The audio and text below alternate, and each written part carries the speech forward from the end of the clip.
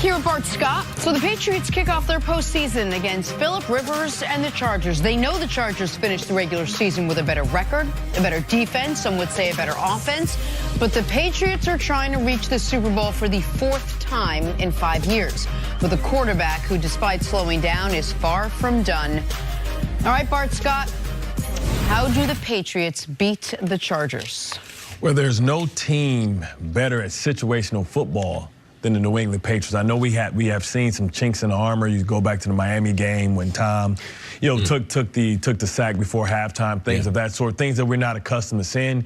But they know how to lock in, and they know what playoff football is all about.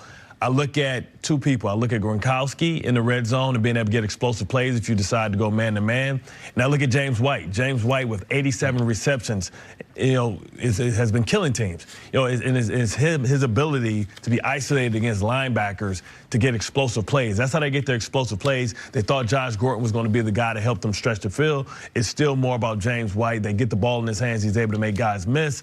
And then, of course, Sony Michel being able to run the ball in between the tackles. What'll be interesting to see what type of front is Gus Bradley going to come up with, because last week he came with the bare front. You're familiar with it. Buddy Ryan created it. Pretty much he covered up the center and he covered up the guards, allowing his safety 7 DB type of defense to run and scrape. You can't get away with that this week because the Pacers are one of very few teams that utilize a fullback. So if you do that, they'll make you pay because they'll isolate those little double the nose, fullback lead up and bust one of those little safeties in their mouth. Right, absolutely. It come right down. So you're going to have to figure out what you're going to do. I think Meebam's going to be back this week. Yes, he is. So this is going to allow them to go with the underfronts and the overfronts. But it's going to be how they decide to bracket Sony Michel and bracket James White. And also, can Derwin James come down man-to-man, one-on-one, and be able to take Gronkowski out of this game to allow you to keep your safeties high and not get the explosive plays up? I'm glad you mentioned Rob Gronkowski, because in years past, of course, he would be a huge key of any big Patriot game. This year just hadn't been. Last year. Yeah, absolutely. Right. It just hasn't been the case this season. I do wonder what the week off did for Gronk. And I wonder if Jenna, you were talking earlier about being able to Brady being able to channel tap into some greatness that he has.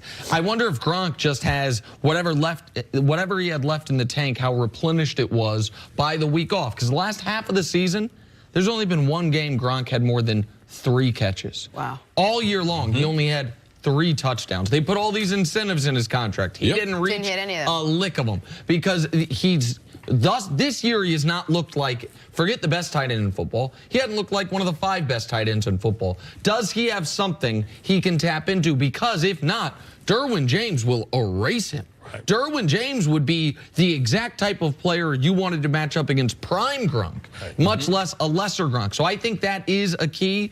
And I think Chris's point of the page from yesterday, I thought it was it's almost obvious, but I hadn't even considered it, so I guess it's not that obvious.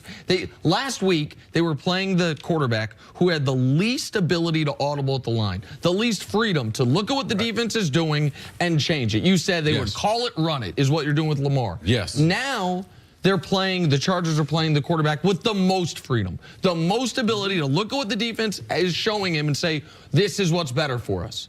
Go. 5 seconds. You have to wait until 5 seconds before you reveal what type of front you're in. You don't move until Tom Brady points out the mic. Everything else is smoke and mirrors. If he don't point out the mic, he hasn't set the protection. He's always going to set his protection. But what San Diego does that is unique, they're able to go to this NASCAR type of packs. When you think about the Giants and the trouble they gave the offensive line, it's Bosa moving inside sometimes. It's Melvin Ingram off the ball, being able to isolate against the guard, and it's this kid Nwosu, who allows them to be able to do that. And can those guys get pressure up the A-gaps? Because Tom Brady, if he ever takes his eyes from downfield, it's only when he gets A-gap pressure. So it's going to be important that you get interior pressure on Tom Brady, because as great as he is, he's one of the least accurate quarterbacks on the move, because he's one of these guys that hears the rush and sees the rush. If you get to him early and get to him often and get him on the ground, that's the most important part. Can they get to him with 4? And if they go out there with these little guys with Nwosu, Bosa, and Ingram, do they change the play and play power football and make you pay? It's going to be a constant chess match all day. Yeah, I think the chess match is important. Match is important between Gus Bradley and Josh McDaniel, what they're going to try to do. I believe Brady's ability to make plays down the field, to punish this defense, is a key to the game. But you know, when you're playing against the Patriots, their defense, they're not giving up more than 20 points, especially at home. So my key of the game is on the offensive side of the ball for the L.A. Chargers. Man, you got to be able to score some points. Phillip Rivers, if he don't have 4 or 5 sound bites talking about, Belichick, that was a stupid blitz that you had all shots. Talk about like mic'd up, not sound bites after the game. If he doesn't have some of them moments, if he doesn't have a couple first down moments where he's fist pumping and things like that, and it becomes really important outside. The secondary of the Patriots is really underrated.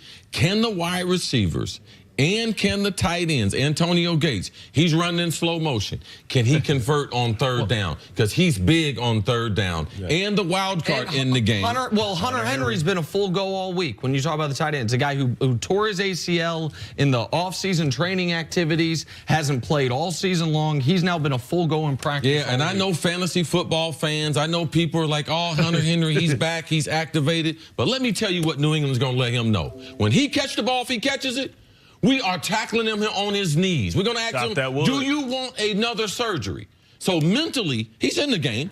He's practicing, but those practices aren't like the game. So him having an effect on this game, is he able to be a wild card in this game? He wouldn't be effective against BART Scott. Right, you're smirking. Hey, we can do this the easy way or the hard way, because you cut my guy that's coming off injury, Gronk, I'm chopping that wood too. Because you got body parts, bionicle, elbows, knees, and all that stuff. Yeah, too. that scar is still fresh on that knee. One name to watch in this game. I'm trying to do this for each game. Desmond King.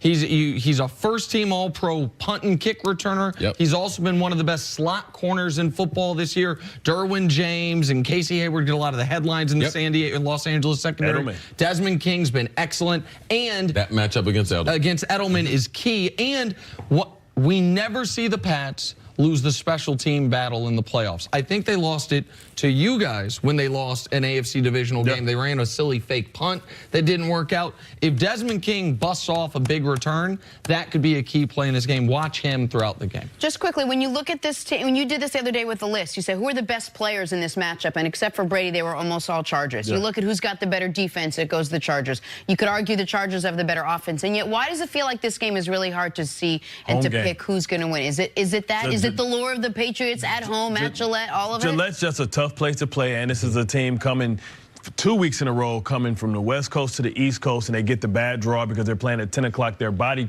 clock time. For the second straight week. second straight week, and they've handled that. They've been road warriors because they really don't have a home field, and let's see if they can bring that momentum. You have to manufacture your own hype on the road because everybody else is against you. You have to take that mentality. You got to go in there. You got to be fearless. You can't just try and win this game a little bit. You got to go out there and try and step on the New England Patriots' throat. Two things, top to bottom, the Chargers roster from the 1 to 53 is as strong as anyone in the NFL. And they have one of the most underrated quarterback, one of the true leaders in the NFL in Rivers. Can't he get that playoff win in Gillette? That's the reason why we give him hope, is because that roster is strong. All right, Bart, stick around. Coming up, can Dak Prescott and the Cowboys keep it rolling against the Rams? Ahead on First Things First.